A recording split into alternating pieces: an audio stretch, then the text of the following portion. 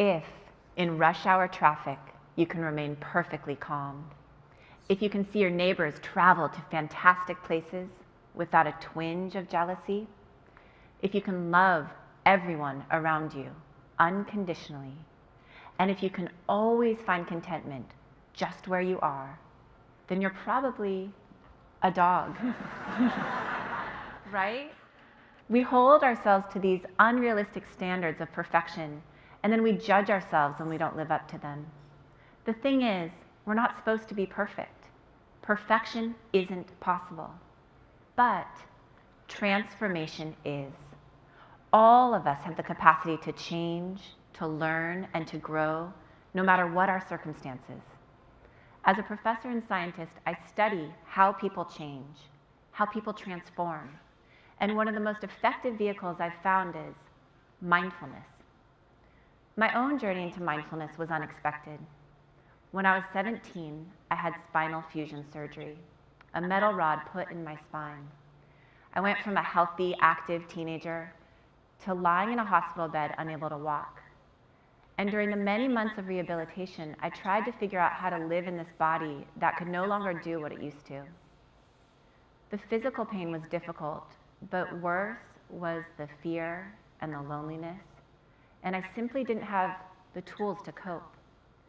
So I began searching for something that could help, and eventually this search led me to a monastery in Thailand for my first meditation retreat.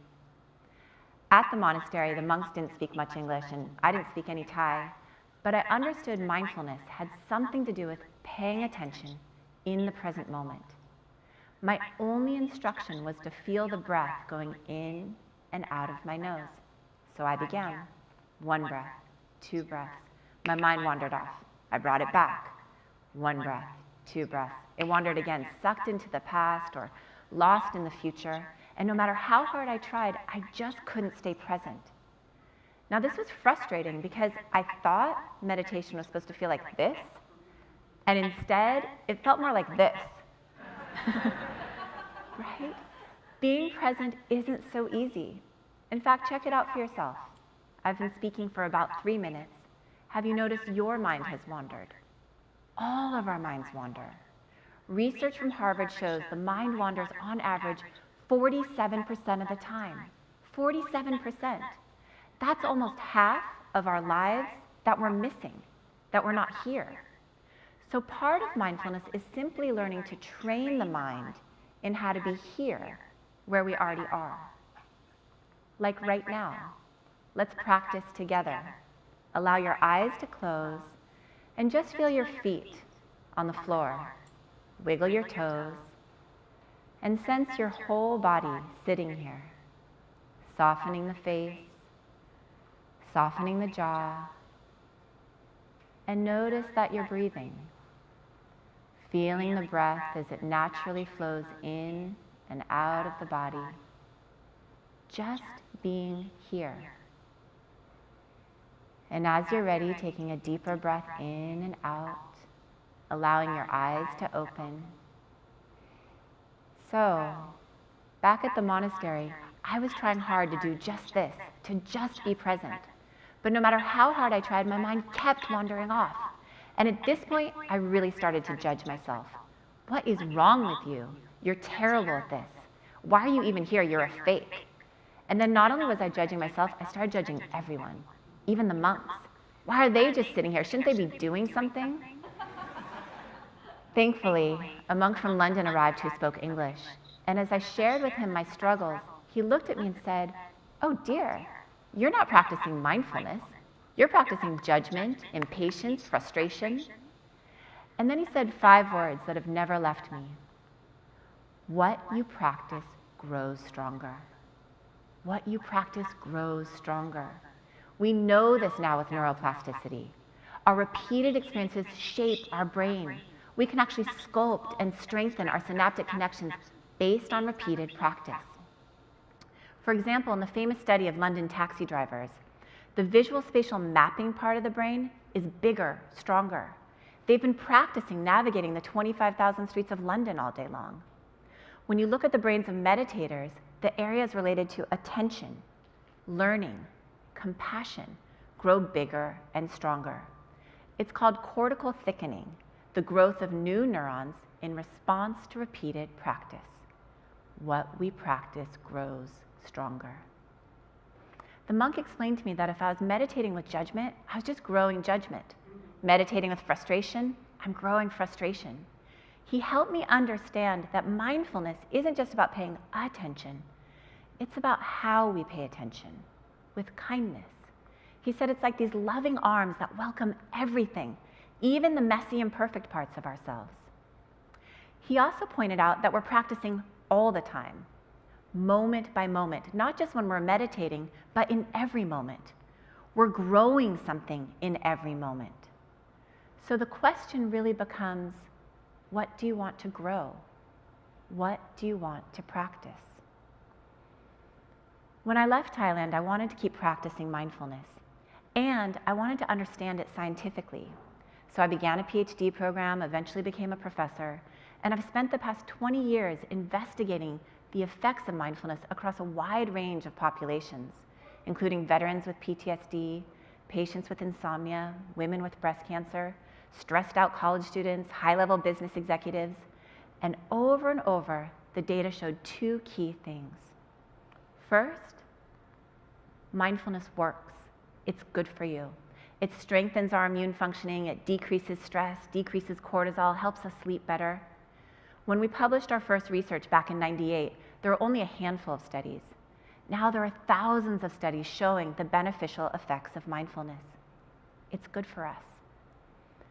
The second thing we learned was quite unexpected. Almost all the people we were working with, regardless of their age, their gender, their background, were talking about the same thing. This underlying sense of, I'm not good enough, I'm not okay, I'm not living this life right. This tremendous self-judgment and shame. And we all know what they were talking about, because shame is universal. All of us feel it. And worse, we have this mistaken belief that if we shame ourselves, if we beat ourselves up, we'll somehow improve. And yet, shame doesn't work. Shame never works. It can't work. Literally, physiologically, it can't work, because when we feel shame, the centers of the brain that have to do with growth and learning shut down. This fMRI shows the brain on shame. What happens is the amygdala triggers a cascade of norepinephrine and cortisol to flood our system, shutting down the learning centers and shuttling our resources to survival pathways. Shame literally robs the brain of the energy it needs to do the work of changing. And worse, when we feel shame, we want to avoid it. So we hide from those parts of ourselves we're ashamed of, the parts that most need our attention. It's just too painful to look at them. So what's the alternative? Kind attention. First, kindness gives us the courage to look at those parts of ourselves we don't want to see. And second, kindness bathes us with dopamine, turning on the learning centers of the brain and giving us the resources we need to change. True and lasting transformation requires kind attention. And the monk's words echoed in my ears.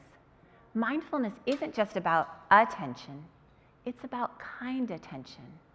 This attitude of kindness wasn't just a footnote or something nice to have, it was an essential part of the practice. A part of mindfulness that's so often overlooked. So my colleagues and I developed a model of mindfulness that explicitly includes our attitude and our intention, as well as our attention. All three parts working together synergistically. Put simply, mindfulness is intentionally paying attention with kindness. We used this model while working at the Veterans Hospital for a group of men with PTSD. I was shocked to learn that we lose more veterans to suicide each year than to combat. Our soldiers carry so much pain and shame. So the intention of the mindfulness group was to cultivate this kind attention, even for the seemingly unforgivable parts of ourselves. There was one man in the group who never said a word, never looked up. 2 months passed, he seemed unreachable.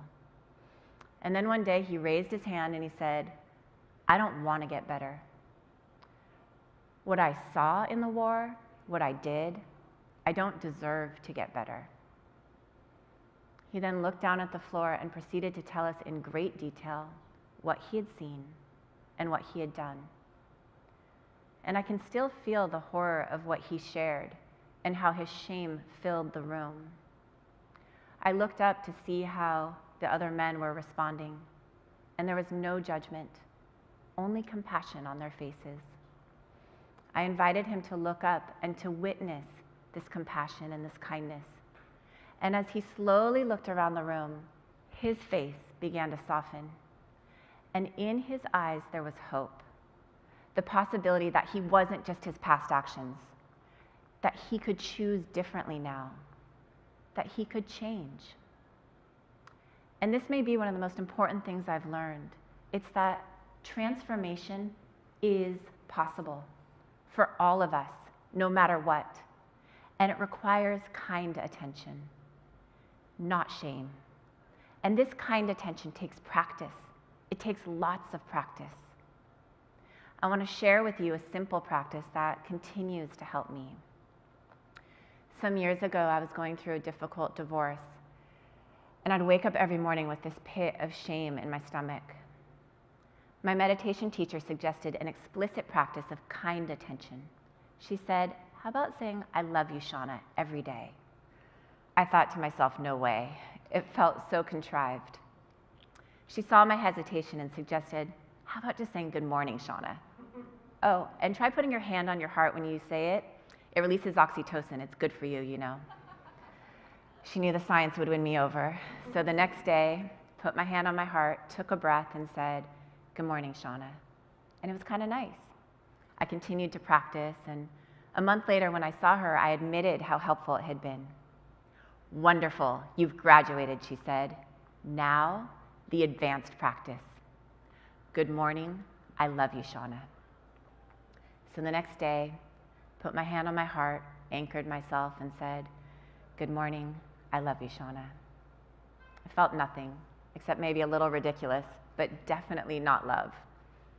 But I kept practicing because, as we know, what we practice grows stronger.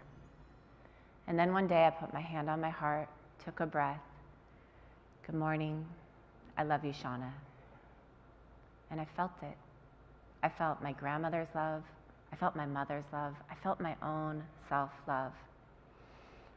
And I wish I could tell you that every day since then has been this bubble of self-love and I've never felt shame or judgment again, and that's not true. But what is true is this pathway of kind attention has been established, and it's growing stronger every day. So I want to invite you tomorrow to put your hand on your heart and say good morning. And if you're really brave, good morning, I love you. Thank you.